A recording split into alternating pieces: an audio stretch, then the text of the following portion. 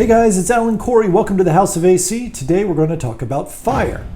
If you're unfamiliar, FIRE is financial independence and retiring early. This is sort of a lifestyle that you can adopt and also figure out, can I actually leave my 9-to-5 job? Can I FIRE? Am I financially independent, or can I retire early? Well, all it takes is a quick look at your finances to see if A, this is possible, and B, what you need to do in order to make it possible. So let's look at it on a spreadsheet. So here's your typical FIRE spreadsheet. Really, it's just an accounting of what you spend each month and totaling it up for the entire year.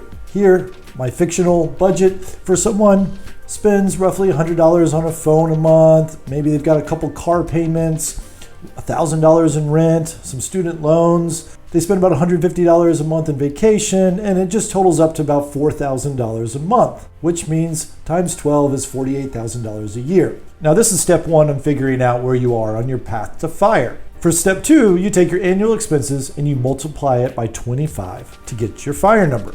You'll see right here, your annual expenses times 25 is $1.2 million. Now, some people will freak out right here and say, I don't have $1.2 million and I'll never get there. And I'm going to give you strategies over the next couple videos to show you that you don't actually need $1.2 million in order to FIRE. House FIRE, you can accomplish it with much less in savings.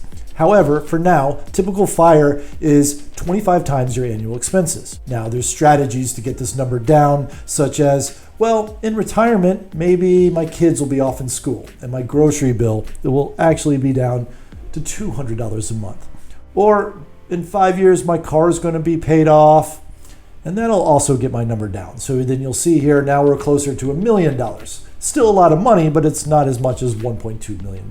However, on the other side of the coin, you might say, well, if I'm not working, I want to travel all the time. So then your vacation budget may actually not be $150 anymore, and it might be $500 a month. So you can kind of play with the numbers here to determine where you really are on your path to FIRE and what sort of life you want to live or expect to live in retirement. Now I want to bring your attention to the withdrawal rate. So why is this FIRE number, and what does it have to do with your withdrawal rate?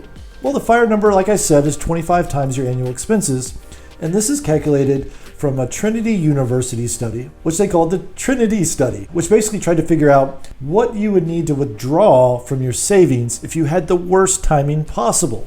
Which means if you quit your day job and you went into retirement right before the stock market crashed and the US went into a worldwide recession followed by a depression, how would your finances hold up? Well, if you had the worst timing possible and you withdrew 4% off your FIRE number, you would still be pretty safe. You'll see here, this calculation is 4% of your FIRE number.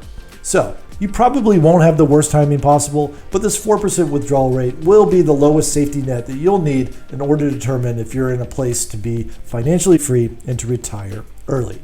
So there you have it. That's FIRE in a nutshell, and how to calculate your FIRE number, and some strategies to determine what life you want to live in retirement and what you can do to adjust your FIRE number.